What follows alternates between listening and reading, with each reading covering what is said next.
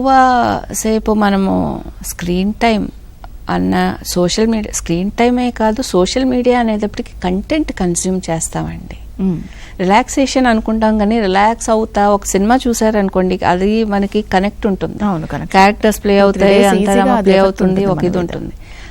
అదే videos reels web series అని అనుకోండి, అది కంటెంట్ కన్స్యూమ్ చేస్తున్నాం మనం కాన్స్టెంట్ గా, ఓవర్లోడ్ అవుతుంది ఇన్ఫర్మేషన్ లోపల. సో ఫిజికల్ గా కూడా మనకి ఎఫెక్ట్ ఉంటుంది, కళ్ళు ఆరిపోవడం కానీ what ever it is. Medical ఇది ఇదిగా స్లీప్లెస్నెస్ అండి, నిద్ర పట్టదు, నెక్స్ట్ రెస్ట్లెస్ అయిపోతుంది. కరెక్ట్ ఎన్ని అవర్స్ నిద్ర మీకు లేకపోతే, రెస్ట్ లేకపోతే బ్రెయిన్కి రెస్ట్లెస్నెస్, చిరాకు, ఓపిక లేకపోవడం, ఎనర్జీ ఉండదు. ఇంట్లో వాళ్ళతో మాత్రం మాట్లాడరు బయటకు వచ్చి. సో ఎందుకంటే వాళ్ళే ఇంట్లో వాళ్ళు బాగా టేక్ ఇట్ ఫర్ గ్రాంటెడ్, పేరెంట్స్తో కానీ నువ్వు కానీ ఎవరితోనైనా సరే.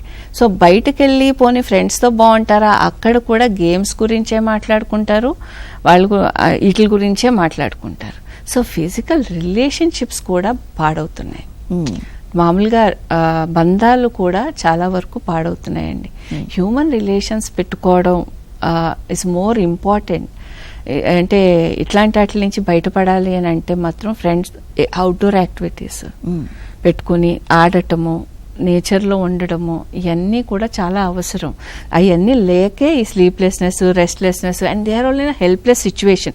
మళ్ళీ ఆ సిరీస్ చూడటానికే వెళ్ళిపోతారు, మళ్ళీ అదే ఒక ప్యాటర్న్ అలవాటు అయిపోతుంది మన బాడీకి, మళ్ళీ అదే ప్యాటర్న్ రిపీట్ అవుతుంది. సో ఆ రిపీటెడ్ ప్యాటర్న్ ఆఫ్ బిహేవియర్లో ఎట్ లెంత్ ఆఫ్ టైం ఏదో ఒక టైంలో వాళ్ళు డెఫినెట్గా ఇఫెక్ట్ అవుతుంది, తెలియకుండా యాంగ్జైటీ ఇష్యూస్ ఉంటాయి అండ్ డిప్రెషన్లోకి వెళ్తారు. ఎప్పుడైనా అది క్లినికల్ డిప్రెషన్లోకి దారి తీస్తుంది, సూయిసైడల్ ఐడియేషన్స్ కూడా వస్తాయి, ఒక ఎంటీనెస్ వచ్చేస్తుందండి ఎక్కువగా వాడటంతో. ఓకే.